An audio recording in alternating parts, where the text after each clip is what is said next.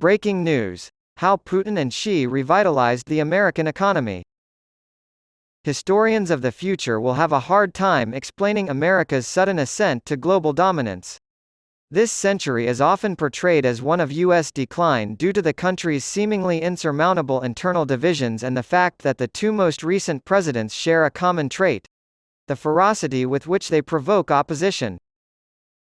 But the apparent contradiction between domestic chaos and growing international influence has a straightforward explanation. The United States' global influence is based not on its own abilities or those of its presidents, but on the cooperation and support it receives from allied nations.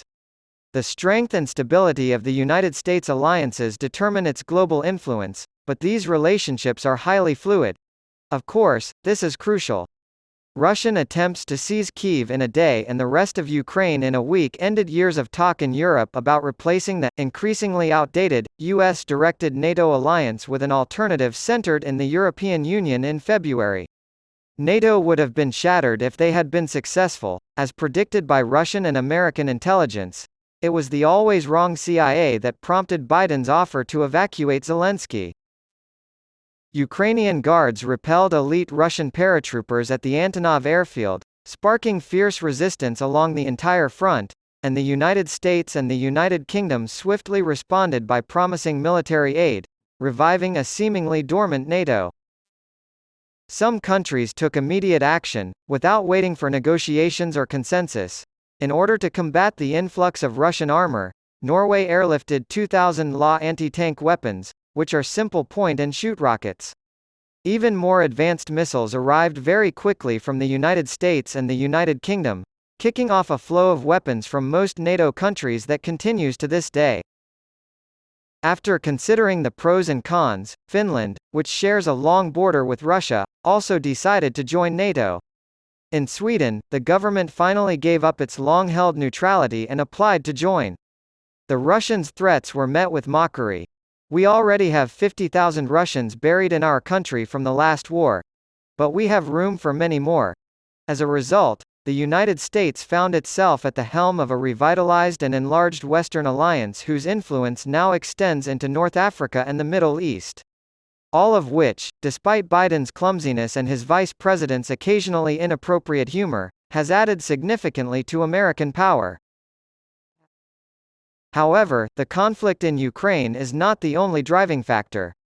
In fact, now that Russia is in decline in a number of ways, the emergence of a massive, if informal, Indo-Pacific de facto alliance to contain China has added to American power on a global scale. There is currently no alternative to the multilateral North Atlantic Treaty that formally connects the United States and Canada to European states or any other similar organization. Instead, the United States, Australia, India, and Japan conduct joint exercises with smaller contributions from Canada, Chile, France, the Philippines, South Korea, the United Kingdom, and Vietnam in response to the threat from China. These joint activities include constant diplomatic coordination and intelligence exchanges as well as a wide variety of air, land, and naval exercises. Not only does Vietnam routinely host U.S. and Japanese naval vessels and submarines where it hurts Beijing the most, very close to the major Chinese submarine base on the island of Hainan, but its involvement is also revealing for other reasons. Officially, the Communist Party of Vietnam and the Communist Party of China share fraternal relations. However, in reality, the Chinese are persistently trying to oust the Vietnamese from their islands in the Gulf of Tonkin, and neither side has forgotten for a second their bloody wars, both ancient and modern, in which some 30,000 Chinese soldiers lost their lives. Therefore, Vietnam has been cooperating with the United States and Japan at sea, receiving retired naval vessels from both countries, and has been sharing intelligence with Australia for quite some time.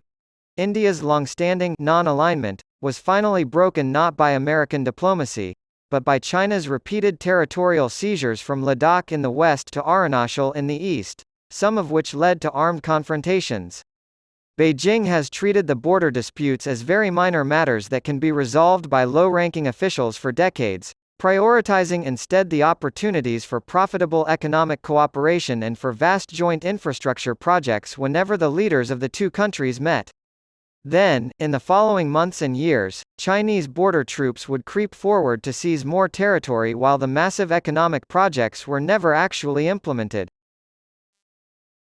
This Chinese gambit was very successful up until June of 2020, when fighting broke out along the Ladakhi and Himalayan border at high altitude.